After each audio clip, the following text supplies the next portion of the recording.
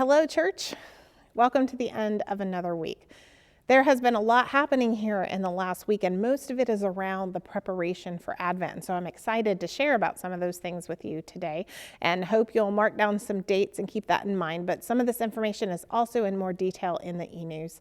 But first, let me begin. Of course, we have worship at 10 o'clock on Sunday. It's our last day of the church year, and so we celebrate Christ the King Sunday, and that's what we'll be exploring. But then November 29th begins our Advent journey, and I want you to mark your calendars for the 29th, because from 1 to 2:30 p.m. we invite you to drive through the church parking lot and allow us to give you a gift made in love that's an at-home Advent kit.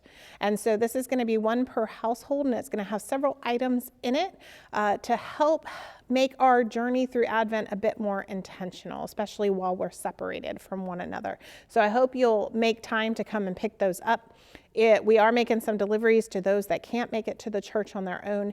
And then if there are any left afterwards, we'll make those available in front of the church or to pick up through the church office.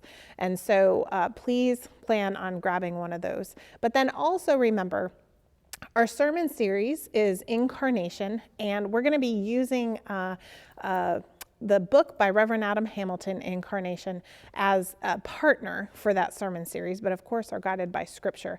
But we invite you to take that book and read it as part of our Advent journey. And if you want to dive even deeper, we invite you to be part of the Bible study that begins on Tuesday, November 24th at 6:30 p.m. That's going to be online through Zoom, and it's not too late to join that. There's going to be login information on the e-news for that. And then also, you can also just let the church office know and get that information that way as well.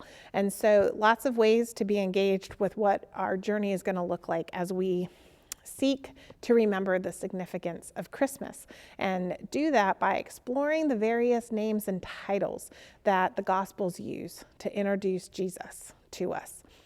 And so a few other things to keep in mind when I mentioned that things have been happening in this space. Last Sunday, there was a whole afternoon filled with recordings for our upcoming virtual Christmas pageant. And so basically, families and individuals came in during designated times, and all of our precautions were taken for this, and they recorded their scenes. And so I give thanks to Jim and Beth Pyle and to Alan Conway, who are working behind the scenes to bring that together, and I look forward to seeing it come together for all of us on December 12th at 6 o'clock. You can even make it a dinner theater if you want to, in the comfort of your home. But the virtual Christmas pageant and then our virtual Christmas concert, which will be on December 19th, both those will be available just like our online worship experiences on YouTube and Facebook, and we can gather together, or you can watch it at another time.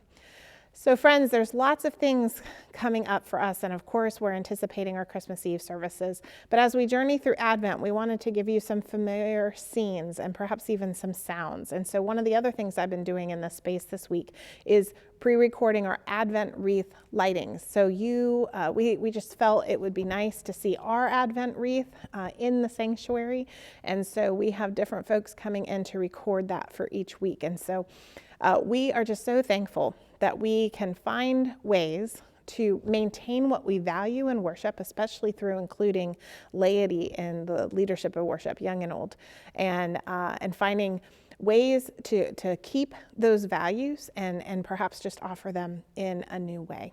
And so thank you for continuing to stay connected, to be a part of worship. We love seeing what's happening with new ministry opportunities and mission ideas from our small groups and others. And just know that if you have an idea spring up for you, there are so many ways that we can be in ministry and mission during this season, and perhaps in ways we haven't been before. And so as we enter into this week of Thanksgiving ahead, I just continue to give thanks for you, for our church, and for the ways in which God is still working through us, even though we can't physically be together. So friends, on that note, continue to be safe, wear your mask, stay socially distanced. We know what is happening with the surge of cases around the nation. We're seeing our numbers rise, and really we are the ones that can do something about this. So not only thinking about how we keep ourselves safe, but when we're out and about and going to be around others, that we keep them safe as well. And so friends, go forth and do no harm.